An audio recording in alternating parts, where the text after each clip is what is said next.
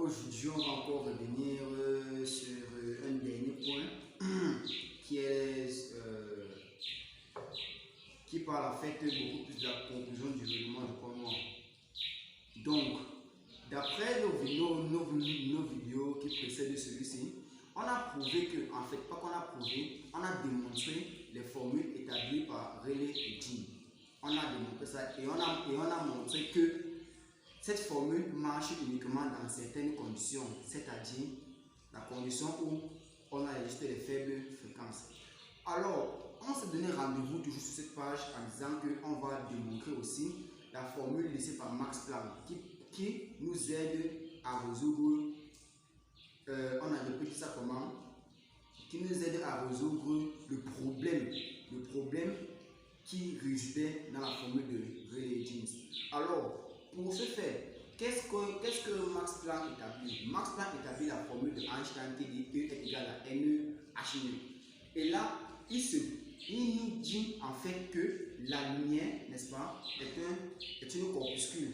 D'accord? C'est une corpuscule, ça veut dire qu'elle se déplace en morceaux. Donc, lui, il transforme la sommation continue de Rayleigh-Jeans en sommation discrète. Et il pose quoi? Et il pose ceci en remplaçant En, en remplaçant l'énergie maintenant par En. En maintenant est une caractéristique énergétique. Donc ça caractérise l'énergie interne ou l'énergie minimale d'une corpuscule. Donc on va laisser comme cela, mais en ajoutant En. Sachant que En égale à NHν. Alors le travail aujourd'hui, ça sera de démontrer cette formule-ci et continuer avec les conclusions et vérifier si ça concorde avec les résultats d'effets expérimentaux qu'on a eu au laboratoire.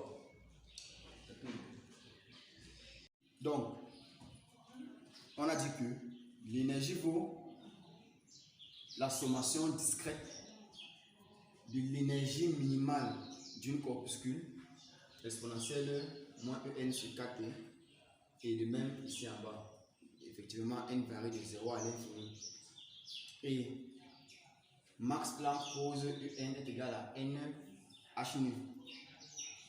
Donc Max Planck pose maintenant En est égal à NHν, une formule qui dérive de Albert Einstein. Alors, le problème maintenant, c'est de redémontrer encore cette formule. Je me rends compte que c'est un truc qui est encore très complexe, mais bon, ici on a le dénominateur. On a la sommation discrète pour les n allant de 0 à l'infini de ceci. Je transforme En en sa valeur, j'obtiens ceci. N'est-ce pas? J'obtiens ceci. Maintenant, qu'est-ce que je fais? Qu'est-ce que je peux faire là? Je me rends compte que je peux poser. Donc, je vais dire, posons. 1x est égal à quoi? Hν sur 4t. Hν sur 4t. Ça veut dire quoi? Ça veut dire qu'on aura la sommation pour les n allant de 0 à l'infini de exponentielle de moins En sur 4t est égal à la sommation pour les n allant de 0 à l'infini de exponentielle de moins nx. On constate qu'on a n égale à 0 de exponentielle de moins x exposant n2. Je me rends compte que là j'ai une sommation, en fait là j'ai une raison. Une raison est bien évidemment qui est comprise entre moins 1. Donc je peux appliquer la formule directement. Donc, je ne sais pas si vous connaissez, on sait que pour les suites numériques, les séries numériques, autant pour moi, les séries numériques, lorsqu'on va appliquer la sommation d'une fonction où la raison où on se rend compte qu'on a la raison d'une suite géométrique, en fait, d'après les séries numériques, on a une formule. Donc, je ne vais pas vous montrer la formule là, c'est pour les mathématiciens. Donc, ça veut dire que ceci va conduire à quoi? Ou bien, si vous voulez, la limite quand n tend vers l'infini de quoi? De 1 moins q exposant. N'oublions pas que q, c'est la raison. Donc, c'est exponentielle de moins x n moins p plus 1. Vous voyez un peu sur 1 moins exponentielle de moins x. D'accord? Ou bien 1 exponentielle de q. D'accord? Donc, la limite, ou bien si vous voulez, là on a q exposant n moins p plus 1. Donc, ça veut dire qu'on aura la limite quand n tend vers l'infini de 1 moins q exposant quoi? N, on aura exponentielle de moins x facteur de n moins p plus 1 sur 1 moins exponentielle de moins x. Ça veut dire qu'on aura simplement la sommation quand n tend de 0 à l'infini de exponentielle de moins en sur 4t est égal à quoi? 1 sur 1 moins exponentielle de x. Là, c'est notre premier résultat qu'on obtient.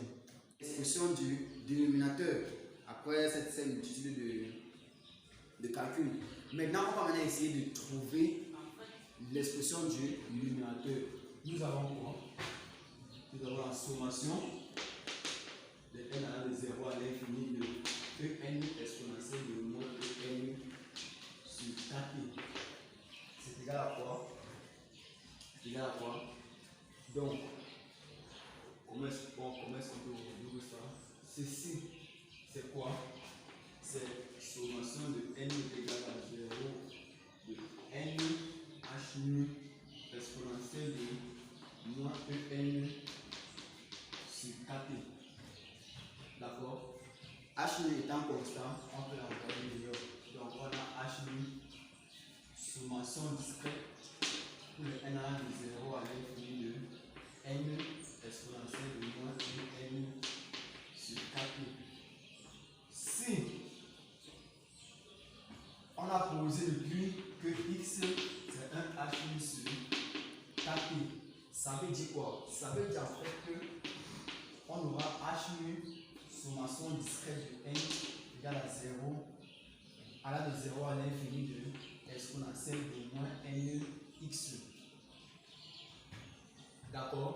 De moins n x ici, il y a n là-dedans. Ici. Donc, ça veut dire qu'on a h nu sommation discrète de n allant de 0 à l'infini de n exponentielle de moins x exposant n. Alors, comment est-ce qu'on peut résoudre cette sommation-ci? On se rend compte que ceci, c'est encore quoi? Ceci, c'est encore la dérivée par rapport à x2 exponentielle de quoi? Exponentielle de moins nx. Parce que en dérivant ceci, on a trouvé quoi? En dérivant ceci, on trouve n, donc il y a un moins là. Parce qu'en dérivant ça, on a moins n. S'il y a plus, avec le moins, ça va faire plus. Ça va faire plus. La dérivée peut sortir avec le moins. Ça veut dire que on a moins h nu sommation de dérivée par rapport à x de la sommation de exponentielle de moins nx. Chance pour nous, on avait trouvé ça depuis le début. Donc, on a h nu dérivé de ce qu'on avait trouvé qui n'est rien d'autre que 1 sur 1 moins exponentielle de moins x. Donc, ça veut dire quoi?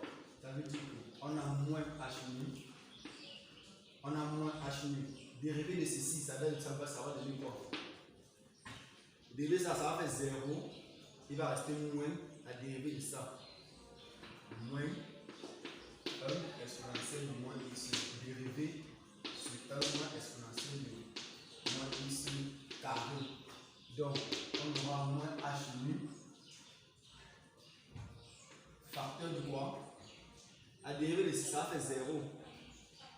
Dérivée de ça, ça va descendre, ça va devenir moins, ça va devenir plus.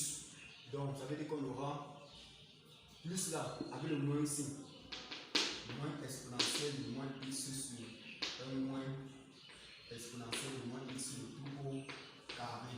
Donc, la sommation pour les n allant de 0 à l'infini de EN exponentielle de moins EN sur 4P est égal à quoi?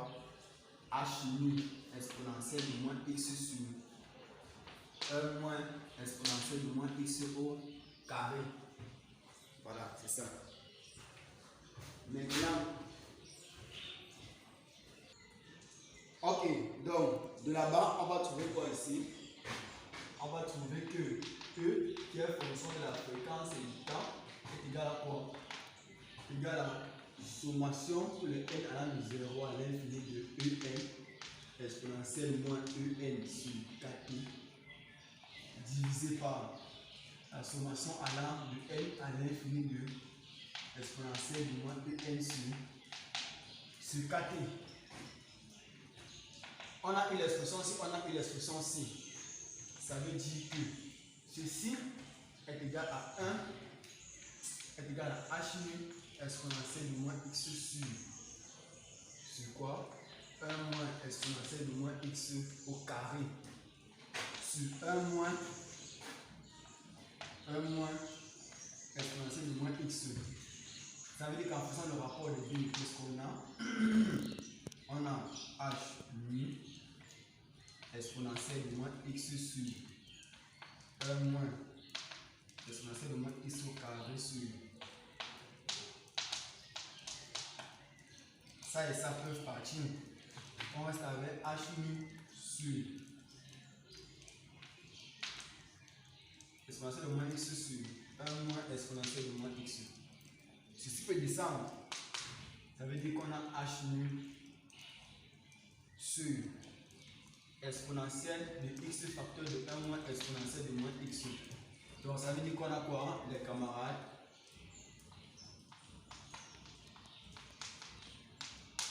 L'énergie moyenne d'après Max Planck peut donner quoi? H nu sur quoi? Sur exponentielle de moins X moins 1. Exponentielle de X moins 1. Ça, c'est le résultat de l'énergie moyenne d'un oscillateur d'après Max Planck. Donc ça veut dire que sa densité lumineuse est égale au nombre d'oscillateurs multiplié par l'énergie moyenne. Ça veut dire qu'on prend ça qui vaut 8pi nu carré sur C3 fois l'énergie moyenne exponentielle de X moins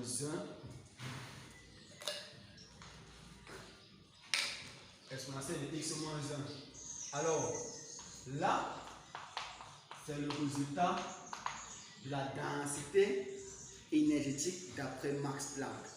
Maintenant, essayons de voir, est-ce que lui, son résultat est aussi en accord avec les faits expérimentaux? Allons-y. Donc, pour les faibles fréquences, on va étudier deux cas, évidemment, puisqu'on a pour les faibles fréquences, pour les grandes fréquences. On va poser deux cas. Premier cas, on va poser EN, très petit devant 4P. C'est une première considération. Ça veut dire quoi? Pour les faibles fréquences, ça veut sûrement dire pour les faibles fréquences ici là. Ça veut dire qu'on a quoi? Celui-ci vaut H nu. Ça veut dire qu'on a EN. Donc H nu est très petit devant 4P. On aura H nu sur 4P très petit devant 1. Ça veut dire qu'on peut dire que exponentielle de H nu sur 4P est sensiblement égal à quoi? À 1 plus H nu sur 4P. On peut affiner ça. Donc, prenons ça et remplaçons dans la formule de la densité énergétique. La densité lumineuse, désolé. La densité lumineuse. Alors, I vaut quoi? 8pi nu carré sur C3 fois H nu sur, on remplace par sa valeur, 1 plus H nu sur sur KT moins 1. Ça, c'est la première partie. On reste avec 8pi C3 H8 sur H8 sur KT. Les deux premières parties, on les remet. On va rester avec qui est égal à 8pi nu carré C3 fois KT. Les camarades, vous voyez que la science en fait elle ne s'invente pas. À partir d'une conspiration, on voit bel et bien que René avait raison lorsqu'il disait que la lumière en fait peut se comporter comme une onde. Mais le problème avec cette formule c'était qu'elle ne vérifiait pas pour les grandes fréquences. Avec ce résultat de Max Planck, on retrouve la formule de Rayleigh parce qu'on est encore sur les faibles fréquences. C'est pour ça qu'on retrouve la formule de Rayleigh. C'est devant nous, on n'a pas inventé. Maintenant, considérons maintenant pour les grandes fréquences et regardons ce qu'on va trouver. Maintenant, pour zone, EN, maintenant très grand devant KT. Ça veut dire que EN qui vaut H8 sur KT est maintenant très grand par rapport à 1. En mettant l'exponentielle, on a exponentielle de KT est très supérieur à exponentielle de 1 qui est encore très supérieur devant 1. Donc ça veut dire que exponentielle de H8 sur KT moins 1 est sensiblement égal à quoi? Est sensiblement égal à exponentielle de H8 sur KT. Maintenant prenons ceci et allons-y. Alors, bon, les gars vont me demander que ils vont me poser la question, est-ce que l'exponentielle de 1 est très grande devant 1? Les gars, nous sommes en physique. Nous sommes en physique. Si on a peut-être un résultat qui vaut peut-être 2 fois 10 exposant moins 34.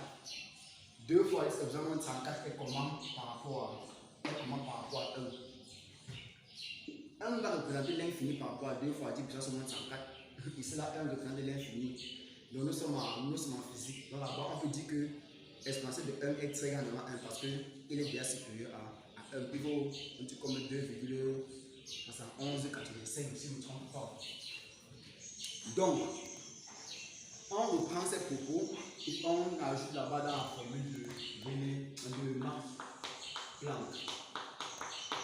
On avait 8pi nu carré sur C3 fois H8 sur exponentielle de H8 sur KT. Donc, on se retrouve avec 8pi nu cube H sur C3 exponentielle de H8 sur KT. H8 cube. Ça, c'est la densité lumineuse d'après Max Planck pour des grandes fréquences. Maintenant, pour les grandes fréquences, lorsque on calcule la limite de I, lorsque I tend vers, lorsque nu tend vers plus l'infini, on se rend compte que la fonction exponentielle va plus vite que la fonction puissance. Donc, calculer ça va revenir à calculer la limite de 1 sur exponentielle de H sur KT, quand nu tend vers plus l'infini. Ici là, la limite exponentielle exponentielle de H, exponentielle de l'infini, c'est l'infini. Donc ça veut dire qu'on aura 1 sur l'infini qui vaut 0. Donc la densité vaut 0 pour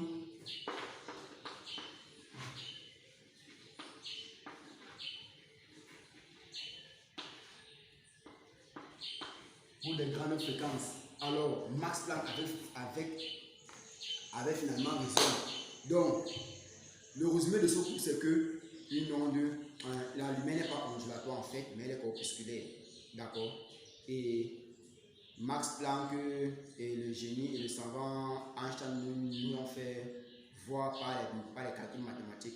Alors, c'est la fin de cette vidéo et c'est la fin de l'explication sur le règlement du cours noir. J'espère que je vous ai aidé et j'attends franchement les questions, abonnements et le max de partage, et également le max de like.